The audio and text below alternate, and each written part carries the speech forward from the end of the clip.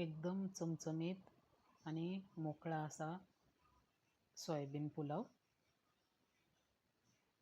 बघा किती छान असा सुटसुटीत हा सोयाबीन पुलाव झालेला आहे. तर पुलाव किंवा सोयाबीन बिर्याणी कशी बनवायची? नमस्कार, मी सुनीता नन्नवरे आणि सुनीता नन्नवरे या चॅनलमध्ये तुमचं खूप खूप स्वागत आहे. इथं मी बघा 2 हिरवी विलायची, थोडीशी दालचिनी, 2-4 काळी मिरी, 4 हिरव्या मिरच्या आणि 2-3 तमालपत्र घेतलेले आहेत. आणि तेल लागणारे आपल्याला शेंगदाणे, गोडा मसाला, काळं तिखट 1 चमचा छोटा, लसूण वाटणातलं, कोथिंबीर, कांदा आणि सुकं खोबरं, मीठ. आणि इकडे ना 1 वाटी सोयाबीन गरम पाण्यामध्ये भिजवून छान असं धुवून पिळून घेतलेलं आहे. मस्त असं सोयाबीन आपण भाजीला जसं गरम पाण्यामध्ये टाकतो ना, असंच घ्यायचं सगळं पाणी काढून त्याच्यातलं. 1 वाटी सोयाबीन आहे हे. आता आपण इथं मी ना तांदूळ कुठला घेतलाय तर हा इंद्रायणीचा तांदूळ आहे आणि धुवून चाळणीमध्ये नितळत ठेवलाय. बघा किती मस्त सुकलेला आहे हा तांदूळ. चाळणीमध्ये ठेवायचा धुवून छान. आता आपण एक मस्त ताजं वाटण बनवून घेऊया सोयाबीन पुलाव बनवण्यासाठी.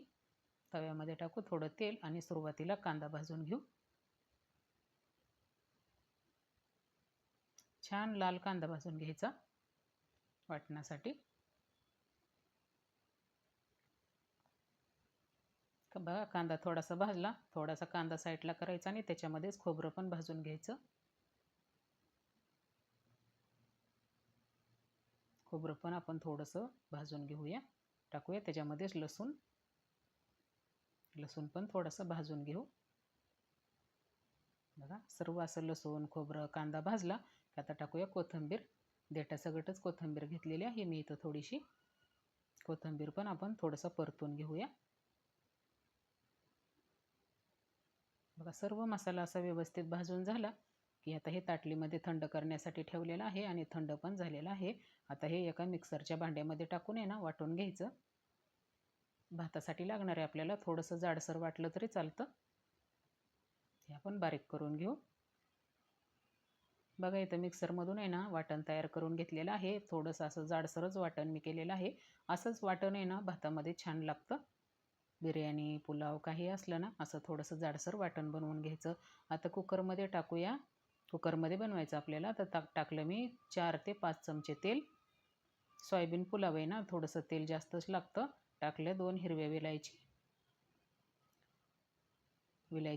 2-4 काळी मिरी, 2-4 लवंग, दालचिनीचे तुकडे करून घेतलेत मी छोटे छोटे. एक अर्धा इंच दालचिनी आहे. आणि तमालपत्र आहे ना हाताने थोडंसं तोडून टाकायचं.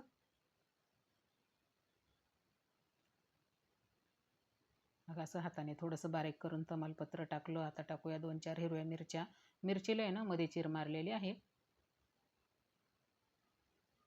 थोडंसं हे भाजलं तेलामध्ये की आता टाकूया आपण शेंगदाणे.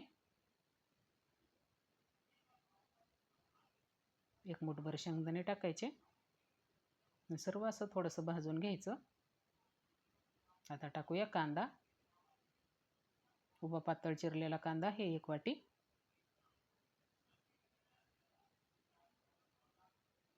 छान असं थोडंसं परतून घेऊ कांदा गुलाबी होईपर्यंत. बघा कांद्याचा कलर थोडासा चेंज झाला, मस्त गुलाबी कांदा परतला की आता आपल्याला त्याच्यामध्ये सोयाबीन टाकायचा. सोयाबीन छान परतून घ्यायचं तेलामध्ये. व्यवस्थित सोयाबीन आहे ना पाण्यातून काढून पिळून घेतलेलं आहे. थोडंसं परतून घेऊ तेलामध्ये. आता लगेच आपल्याला सोयाबीनला पण छान चव येते ना, मग लगेच टाकूया काळं तिखट 1 चमचा. छोटा चमचा 1 घेतलेला आहे मी काळं तिखट. आपलं तिखट कसं असतं ना तिखटावर असतं ते सर्व. आणि गोडा मसाला अर्धा चमचा. गोडा मसाला टाकायचा. टाकूया मीठ चवीपुरतं, म्हणजे सोयाबीनला पण सर्व मसाला व्यवस्थित लागन आणि सोयाबीन खाताना पण चविष्ट लागतं. बघा अर्धा चमचा मीठ टाकलं. आता मी इथं भाताला पण व्यवस्थित सर्व असं मसाल्यामध्ये परतून घेऊ.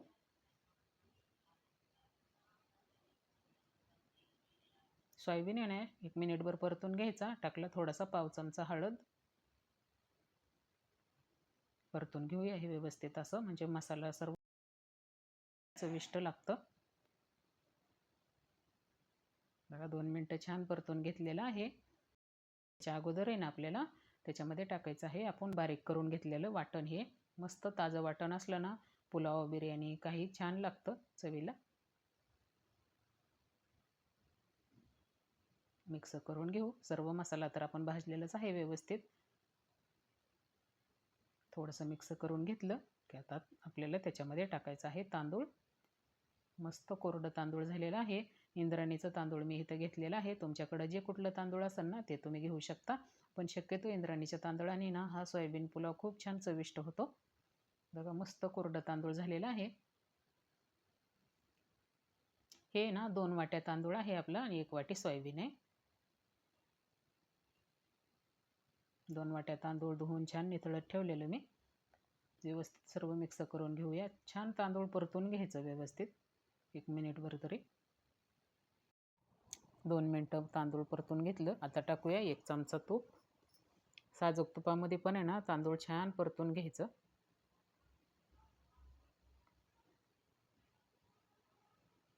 तूप टाकून पण आहे ना व्यवस्थित असं तांदूळ आपण तुपामध्ये पण परतून घेऊ.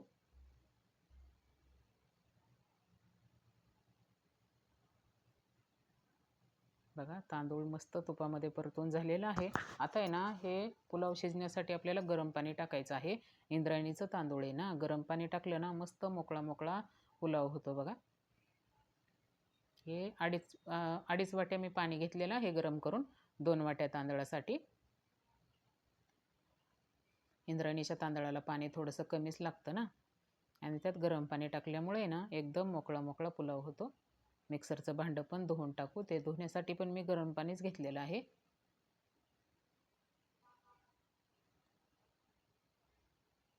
थोडंसं मिक्स करून घेऊ आता. आणि कुकरचं झाकण लावून आहे ना 2 शिट्ट्या घेऊन गॅस बंद करून टाकायचा. 2 शिट्ट्यातच हा सोयाबीन पुलाव तयार होतो. कुकरचे आपण झाकण लावून 2 शिट्ट्या काढून घेऊया. बघा इथं 2 शिट्ट्या झालेल्या आहेत आणि कुकर थंड पण झालाय. आपण पुलाव शिजलाय का पाहूया.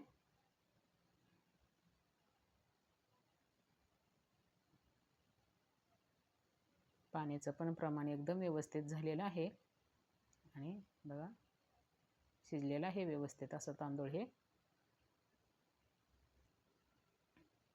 आता याच्यामध्ये ना 1 चमचा परत साजूक तूप टाकूया आणि थोडंसं आपण हे सर्व करण्यासाठी आहे ना मिक्स करून घेऊ. बघा किती छान मोकळा मोकळा सोयाबीन बिर्याणी किंवा सोयाबीन पुलाव छान असा तयार झालेला आहे. बघा इंद्रायणीचा तांदूळ असून पण आहे ना किती मस्त मोकळा मोकळा असा हा पुलाव झालेला आहे. आणि ही चवीला तर आहे ना बिर्याणीपेक्षा काही कमी लागत नाही. श्रावण महिन्यात आहे ना तुम्ही पण एकदा नक्की बनवून बघा, टिफिनसाठी किंवा घरीच असं खाण्यासाठी. पटकन झटपट होणारी रेसिपी आहे. वरून थोडंसं गार्निशिंगसाठी सुकं खोबरं टाकून घेतलेलं आहे किसलेलं. थोडीशी कोथिंबीर टाकू बारीक चिरलेली. तर ही सोयाबीन बिर्याणी श्रावण महिन्यामध्ये एकदा नक्की बनवून बघा. भेटूया पुढच्या रेसिपीला.